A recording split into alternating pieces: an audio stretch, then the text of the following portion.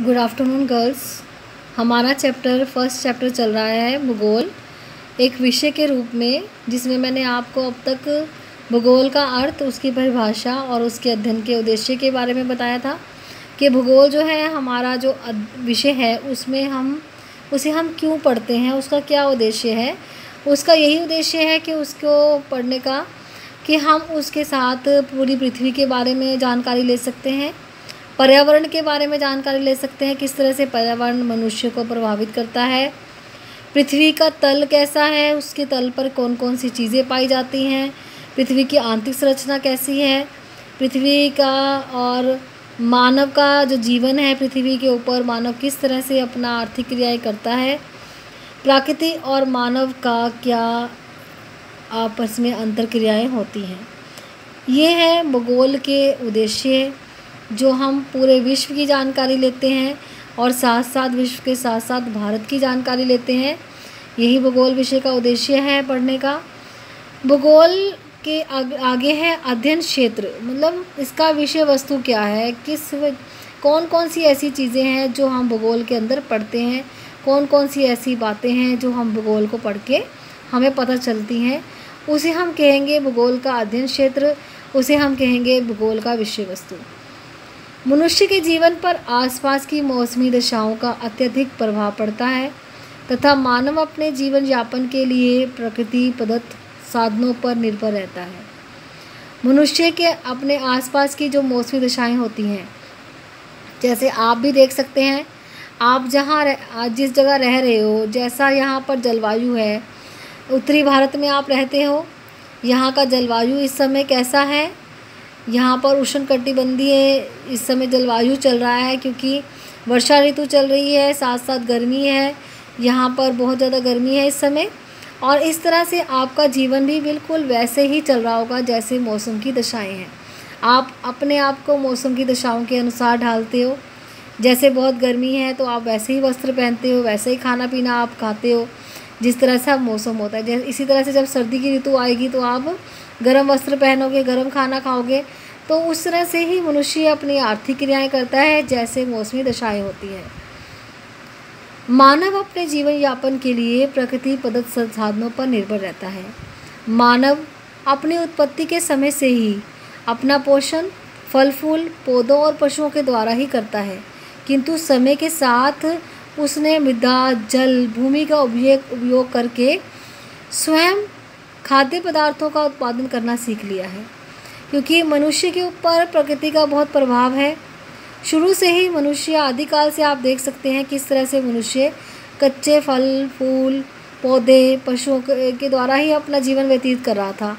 लेकिन समय के साथ साथ जैसे मनुष्य को ज्ञान हुआ, मनुष्य ने मिट्टी का, मृदा यानी मिट्टी, जल का, भूमि का उपयोग करके खुद खाने वाले पदार्थों का उत्पादन किया, कृषि की, और अपना उसके साथ दैनिक जीवन अर्थात खान पान, पहरावा आदि आसपास की मौसमी दिशाओं के अनुसार परिवर्तित कर लिया। और जैसे जैसे पहले तो मनुष्य क्या करता था, उसे मौसम की दिशाओं का कुछ नहीं पता चलता था, क्योंकि वो उस समय आदि मानव था, उसे कुछ ज्ञान नहीं था। वो उसे इस गर्मी सर्दी से अपने आप को बचाने के लिए ज़्यादा से ज़्यादा पत्तों से अपने आप को ढक लेता था। लेकिन अब जैसे जैसे मनुष्य को ज्ञान बढ़ गया है, समय के साथ मनुष्य ने मिट्टी का उपयोग, जल का उपयोग, भूमि का उपयोग करना सीख लिया है, अपने लिए खाद्य पदार्थ बनाने सीख लिए हैं। बिल्कुल उसी तरह से मनुष्य ने अपने खान पान, पहरावा, ये सब चीज़ें अपने आसपास की मौसमी दशाओं के अनुसार परिवर्तित कर लिया है। इससे यह स्पष्ट होता है कि स्थान परिवर्तन के साथ साथ प्राकृतिक संसाधनों पर तकनीकी विकास, भौतिक वातावरण के साथ अनुकूलन एवं उसका परिष्करण, सामाजिक संगठन तथा सांस्कृतिक विकास में परिवर्तन पाया जाता है। जैसे जैसे स्थान में परिवर्तन आया, समय में परिवर्तन आया, उसी तरह से मनुष्य ने अपने रहने के हर चीज़ में, सांस्कृतिक विकास में, सामाजिक संगठन में, प्राकृतिक वातावरण में, सब में चेंज लेकर आया, वो सबको परिवर्तित करा। भूगोल के द्वारा मानव इन परिवर्तनों और भिन्नताओं तथा उनके पीछे उत्तरदायी कारणों की खोज करने और उनका अध्ययन करने में क्षमता प्रदान करता है।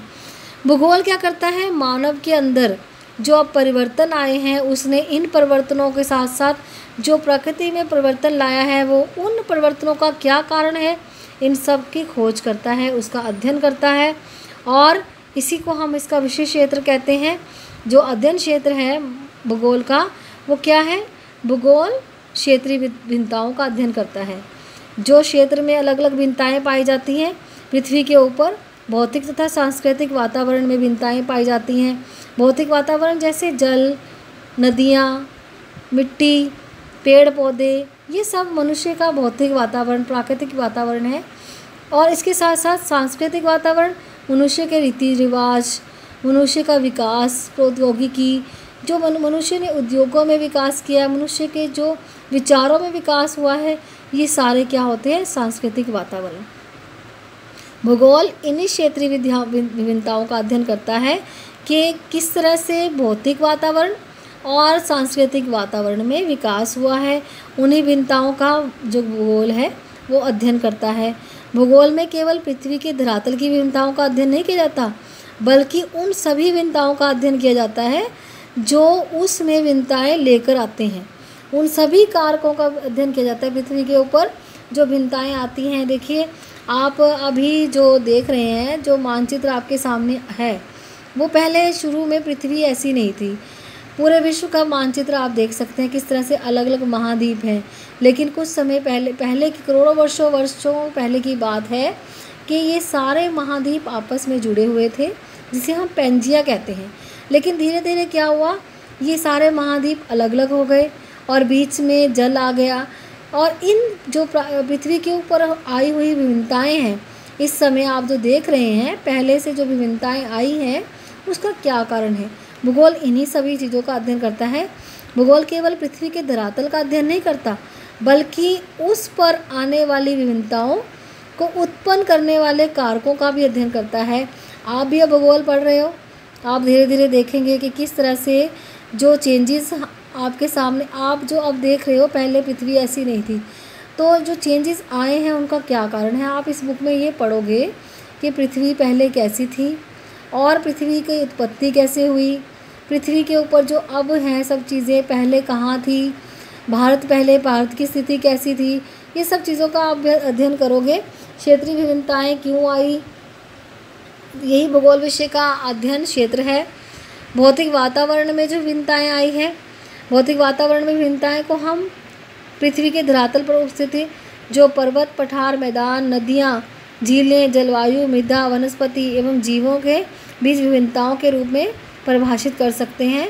जैसे मैंने आपको बताया कि जो मानव है उसका भौतिक पर्यावरण क्या है, उसका भौतिक वातावरण है आसपास की भूमि, आसपास के पेड़ पौधे और जितने भी धरातल के ऊपर पाए जाने वाले और ऊंची नीची जगहें हैं, जल हैं, ये सब क्या है, ये मानव का भौतिक वातावरण है।